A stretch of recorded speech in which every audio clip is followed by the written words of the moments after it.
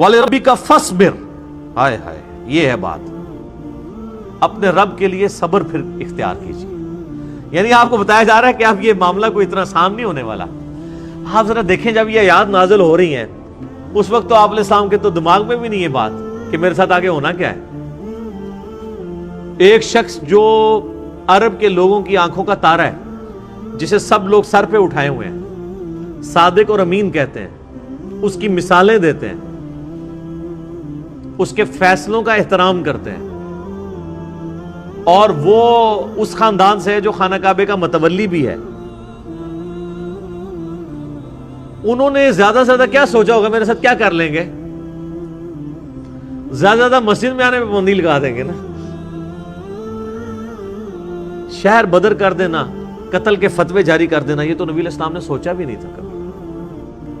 اب یہ جب یہ آیات نازل ہو رہی ہے کہ آپ نے صبر کا دامن نہیں چھوڑنا، اللہ کو تو پتہ نہیں میں نے کرنا کیا ہے اپنے نبی کے ساتھ، ظاہر ہے وہ تو اللہ تعالیٰ فرماتا ہے کہ ہم نے قرآن پاک میں مضمون کئی جگہ ہے کہ ہم نے تمام نبیوں کے مخالفین جن و انس میں سے اٹھائے ہیں۔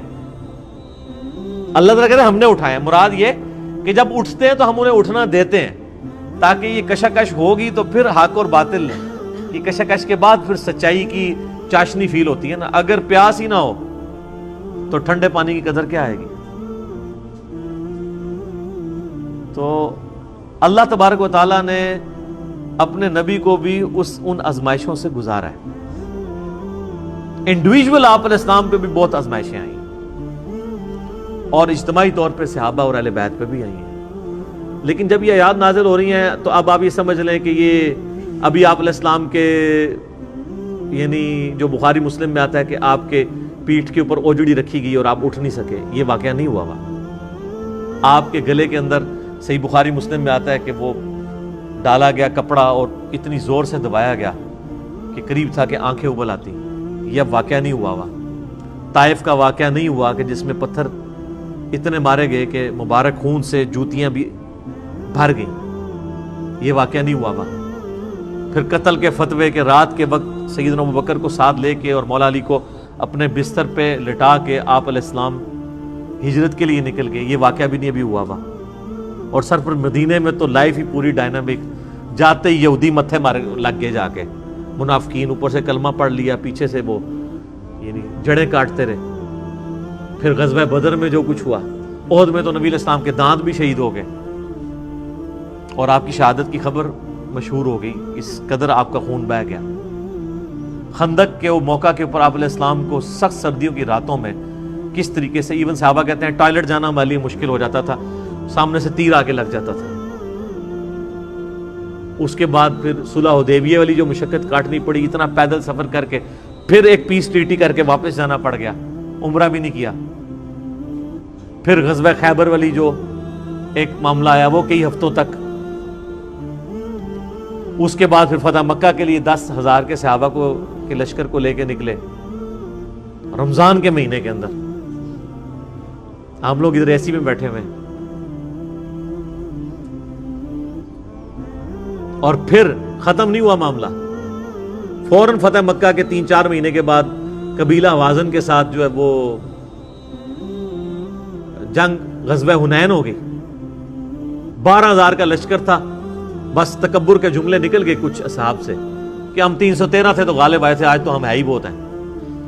تو قرآن کے الفاظ ہیں، اللہ تعالیٰ نے یقین کریں کہ اتنے سخت الفاظ کے اندر جسے کہتے ہیں نا میڑا مارتے ہوئے، تانا دیتے ہوئے بات کی ہے۔ اللہ نے فرمایا تم نے یہ بات کی، تمہیں تو کہنا چاہیے تھا اللہ کی مدد سے فتح ہوئی تھی۔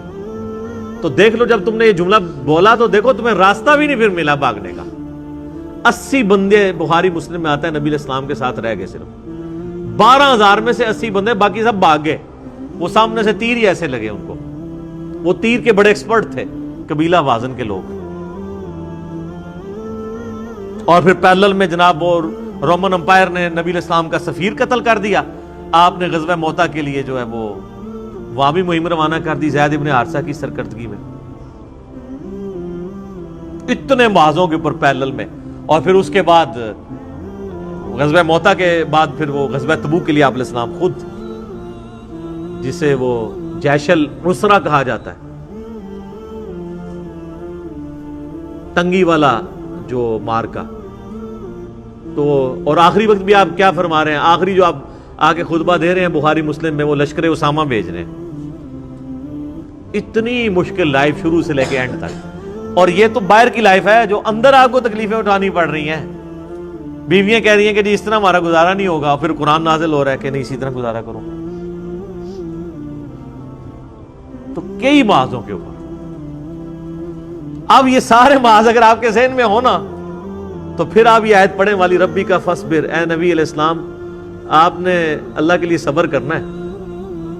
ابھی تو بڑے بڑے مراحل آنے ہیں.